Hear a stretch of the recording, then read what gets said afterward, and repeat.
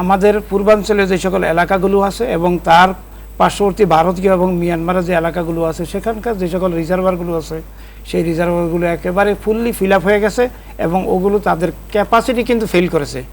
এই ক্যাপাসিটি ফেইলের কারণেই কিন্তু এই পানিগুলো আমাদের বাংলাদেশের এই ইভেন কোনো উচ্চস্থানীয় এলাকা দিয়েও কিন্তু প্রবাহিত বাংলাদেশে প্রবেশ করছে। তো এই রকম একটা ভিন্ন ধারার যেই দুর্যোগ, এই ভিন্ন ধারার যে বন্যা, এটা কিন্তু অতীতে আমরা সমসাময়িক সময় কিন্তু খুব বেশি একটা সমস্ত এলাকার দেখি নাই। যারা ব্যক্তি আছেন তারাও বলছেন যে এমন বন্যা তারা দেখা যায় না, কারণ এইভাবে বন্যার পানি কখনোই আসে না। নর্মালি বন্যার পানি কিন্তু নদী অববাহিকা এবং নদীবাহিত হয়েই কিন্তু তার দুই কূল কিন্তু প্লাবিত করে।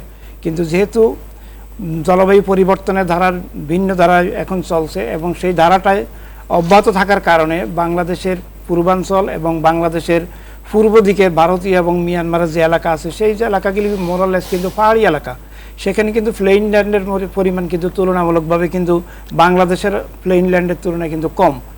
এই কারণে যখনই ওখানে ভারী বৃষ্টিপাত হয়েছে সেই ভারী বৃষ্টিপাতের ধারা কিন্তু ইমিডিয়েটলি কিন্তু সেগুলি রিলিজ হয়ে কিন্তু গ্রাউন্ডে হয়ে গেছে এবং প্লেইন সমতল ভূমিতে কিন্তু আসছে।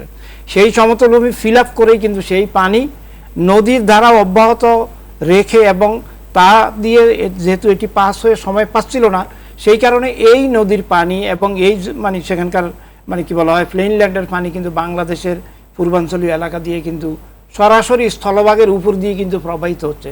যার জন্য একজন বক্তা অলরেডি এখানে আপনি শুনলেন, তিনি বললেন যে প্রতি মিনিটে কিন্তু ইঞ্চি ইঞ্চি করে কিন্তু পানির উচ্চতা বৃদ্ধি পায়। এর মানে হলো উঁচু স্থান থেকে পানি গড়িয়ে সরাসরি বাংলাদেশের সমতল ভূমির দিকে এগিয়ে আসছে এবং এর কারণে এই বন্যা পরিস্থিতির এই ব্যাপকতা এবং স্বল্প সময়ের ভিতরেই এই 8টি জেলাকে কিন্তু মোরালেস ইনান্ডেশন করে ফেলছে এবং আমাদের স্থলভাগীয় যে সকল এলাকা, স্থায়ী বসতি এলাকা, এই সকল জায়গাকে কিন্তু প্লাবিত করে ফেলেছে।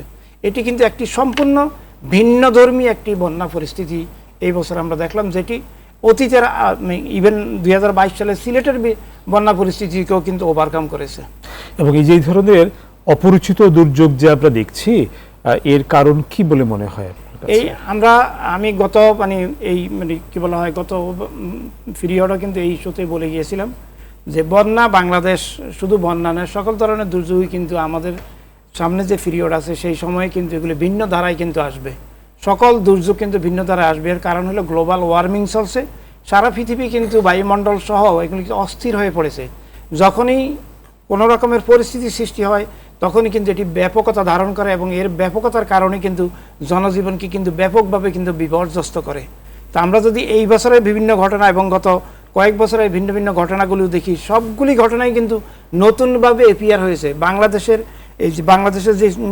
যে 8টি জেলার কথা বলা হয়েছে, 8টি জেলার বিশেষ করে বর্ডার এলাকার যারা বসতি, স্থায়ী বসতি সেখানে আছে, তারাও কিন্তু অলরেডি বলছেন যে এই বন্যা পরিস্থিতি কিন্তু তারা দেখেন। এর কারণ আমি আবারও বলছি, সবাই কিন্তু নদী অববাহিকা হয়েই কিন্তু বাংলাদেশে কিন্তু বন্যাটা কিন্তু দেখা দেয়।